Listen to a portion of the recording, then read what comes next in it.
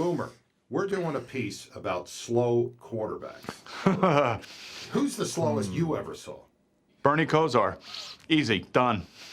Oh, Bernie Kosar. Athleticism was not his long suit. He was like 6'6", 225 pounds. He looked like a praying mantis out there. I mean, he was like all over the place. I'm telling you, I would stand on the sideline. He would stand in this cockeyed stance. Had the worst stance. He looked like the ugly duckling. And I'd be going, how is this guy? How does he move? I always thought the guy was going to fall down in his back pedal as he came away from center. He always looked like he was one step away from losing and falling right on his tush, basically. If the NFL awarded style points, Bernie Kosar wouldn't have gotten any. I want to read you something. Jim Murray used to write for the LA Times. He described you this way. Kosar doesn't throw the ball, he just lets go of it like a guy losing a bar of soap in the shower. It looks more like a complicated fumble than a pass. Is that a fair description? Well, I'm not sure if it's fair, but again, I wasn't mechanically, again, the best quarterback. But in the heat of the battle, you can't be thinking about mechanics. The ball's just got to come out the way it naturally comes out. If you believe the quarterback is a result-oriented position in a result-oriented world, if you don't look great doing it, does it really matter if the throw's good and the throw's there and the throw's on time and it gets completed? It's hard to argue with a guy who once threw 308 consecutive passes without a single interception. Kosar might not have looked like a natural, but like he says, does it really matter? Kosar in trouble, rolling right, throws on the run, touchdown Brown! What a throw! An unbelievable throw by Kosar. Take that, Fran Tarkington. We covered a celebrity golf tournament that Jim Kelly put on, and he had a competition with a bunch of quarterbacks, and I think you were all trying to throw through a tire. Yeah. Nobody could throw through the tire. You took it, put it right through. Well, again, that's why I feel blessed early in my career for coaches not switching my style. Early in his career, there wasn't much reason to switch his style. As a 19-year-old freshman, Kosar led the University of Miami to its first national championship. Even then, he was the master of the unorthodox, leaving sunny South Florida 2 years early and manipulating the NFL draft so he could go home to play in Cleveland. If you go back to the 1980s and you look at the city of Cleveland, $100 million in debt, one of the highest crime rates in the United States. The Cayuga River is on fire. Cuyahoga. So all these bad things are happening, and yet that's where you decide you want to play. You grow up a Browns fan, you grow up in Northeastern Ohio, you grow up in Municipal Stadium. And I forgot to say, Municipal Stadium is one of the biggest crap holes in NFL history. It depends on your perspective as to how you're looking at it. Now, I personally like the green spray-painted mud that they called grass. I always try to take a negative and turn it into a positive. I don't like to dwell on the bad things, and I don't like to feel sorry for myself. I don't like excuses for failure. Bernie made a career out of turning negatives into positives. Defenses saw the immobile Kosar as an easy target to blitz. Kosar saw blitzing defenses as an easy target to pick apart. When they were blitzing, instead of playing it safe, that was my chance to go for a home run and score a touchdown. So when I saw the all-out blitz coming, no matter when it was, where it was, I was taking a shot. Kosar's wacky throwing motion actually threw off defenses trying to figure out where the ball was going. Nobody in the history of football looked so far opposite of where the ball was going. I was at the Houston Oilers coaching against Bernie at his peak. And you know how people say, watch the quarterback? Do not watch Bernie. If I was Bernie's wife, I'd be worried because he could be looking one way and doing something else. The ball's coming out of his hands, and I'm saying, no, Bernie, no, Bernie.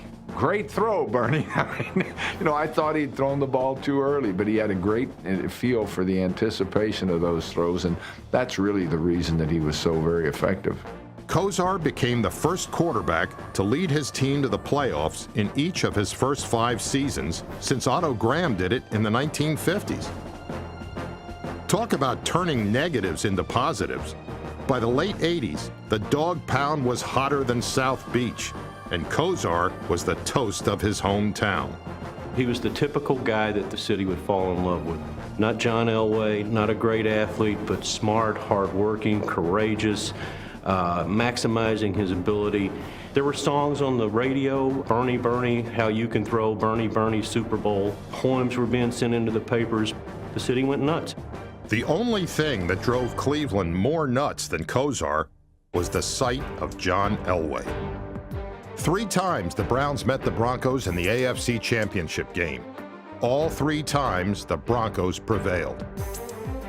And while we always remember Elway's last-minute drive and Ernest Biner's last-second fumble, it's easy to forget that Bernie had put his team in position to win those games.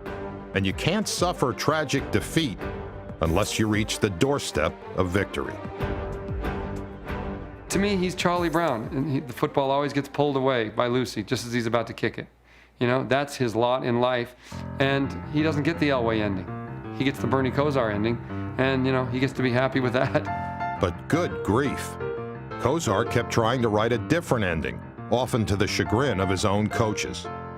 I have some principles that I believe in offensively that sometimes butted heads with coaches. I believe in offensive offense. And that may seem stupid, but when you sometimes have defensive coaches who play defensive offense, it starts making more sense. It never made sense to Bill Belichick, the defensive guru who became Cleveland's head coach in '91. He was new to offense back then, and I think we both always had a mutual respect for each other. We just had different philosophies at the time as to how to be productive.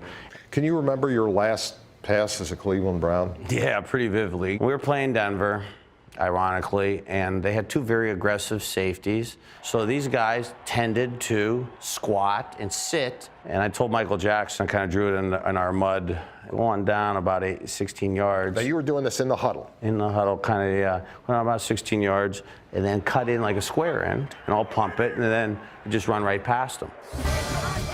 Belichick wasn't the kind of coach who wanted his quarterback drawing up plays in the mud, even when they worked exactly as planned. It's that ironic that it, turned out being my last pass, as a Brown in Cleveland Stadium. But again, I don't look at it, I never looked at it as being insubordinate, and it wasn't with a malicious intent. But Belichick had seen enough. With his team in first place, he cut his starting quarterback in the middle of the season. You were 29 years old, right? Yeah, You were still at your peak. And if I remember, the reason said that you had diminished skills. Well, now, everyone, who's entitled to their own opinion. Unfortunately, but that could have been your opinion. Well, I didn't think so, but I'm biased. I like me.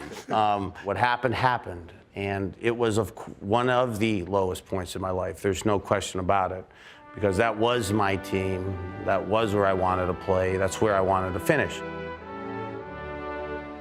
In Cleveland, the feeling was mutual.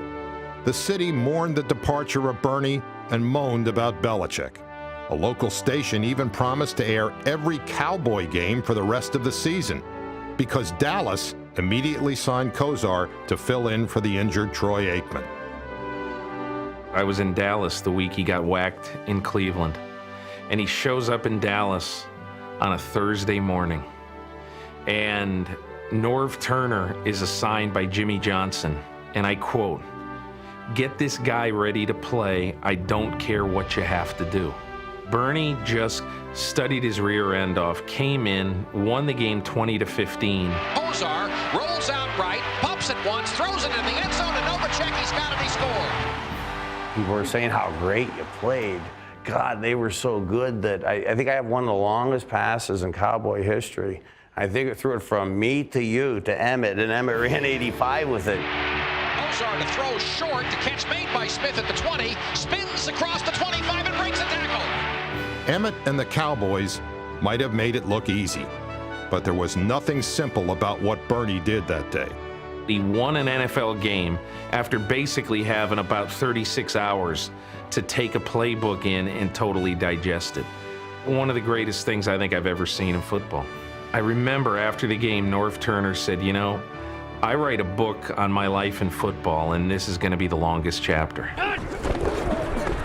The longest chapter of Kosar's life in football wasn't quite over. In the NFC Championship game against the 49ers, Aikman was again forced to leave with a concussion.